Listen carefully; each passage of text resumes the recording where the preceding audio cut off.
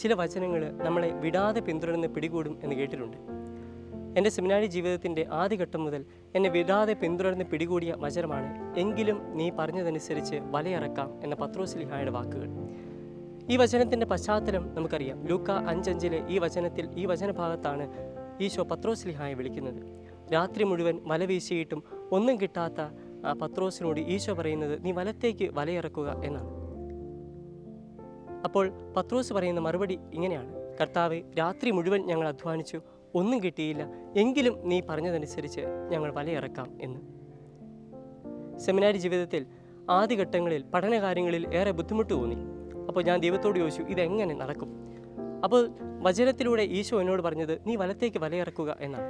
കർത്താവിൻ്റെ വചനം കേട്ടുകൊണ്ട് വലത്തേക്ക് വലയിറക്കി എനിക്ക് ഒരിക്കൽ പോലും പഠനകാര്യം ബുദ്ധിമുട്ടുണ്ടായിട്ടില്ല. പഠനത്തിൽ മികച്ചു നിൽക്കാനായിട്ട് സാധിച്ചു.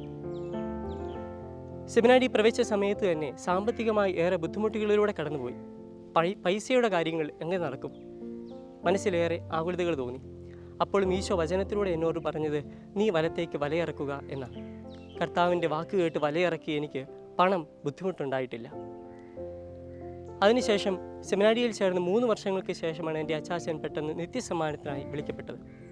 അപ്പോൾ മനസ്സിലേറെ ആകുലതകളുണ്ടായിരുന്നു. വീടിനെപ്പറ്റി ആകുലതകളുണ്ട്. വല്യപ്പച്ചനും വല്യമ്മച്ചയും പ്രായമായവർ, അമ്മച്ചി, അനിയന്മാർ 2 പേരും എങ്ങും എത്തിയിട്ടില്ല.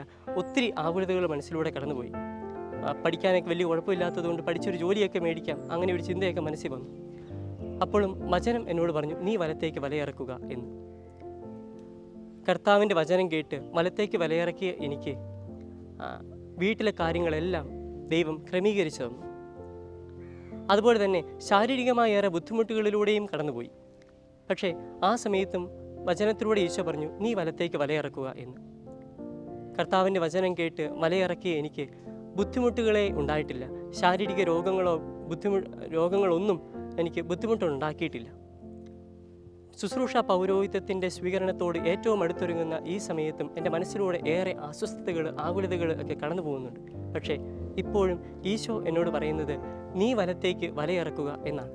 അപ്പോൾ പത്രോസ് പണ്ട് പറഞ്ഞതുപോലെ ഞാനും പറയും, കർത്താവെ, ഞാൻ ഏറെ അധ്വാനിച്ചു, ഞാൻ ഉദ്ദേശിക്കുന്ന പോലെ ഒന്നും കാര്യങ്ങൾ പോകുന്നില്ല, എനിക്കേറെ അസ്വസ്ഥതകളുണ്ട്, ബുദ്ധിമുട്ടുണ്ട്, പരാജയപ്പെടുന്നു, എങ്കിലും നീ പറഞ്ഞതനുസരിച്ച് ഞാൻ വലയിറക്കാം എന്ന്. ഡിസംബർ 26-ാം തീയതി ശുശ്രൂഷ പൗരോഹിത്യം സ്വീകരിക്കുന്ന ആ അനുഗ്രഹീതമായ ദിവസത്തിലേക്ക് പ്രത്യേകമായിട്ട് എല്ലാവരെയും ഞാൻ സ്നേഹപൂർവ്വം ക്ഷണിക്കുന്നു.